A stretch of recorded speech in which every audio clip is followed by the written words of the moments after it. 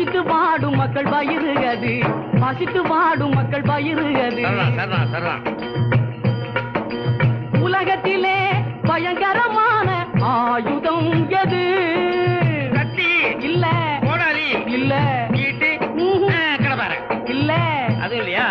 அப்புறம் பயங்கரமான ஆயுதம் அக்னி திராவமோ? அது ஆயுதம் இல்லையே. அட நீயா சொல்லப்பா.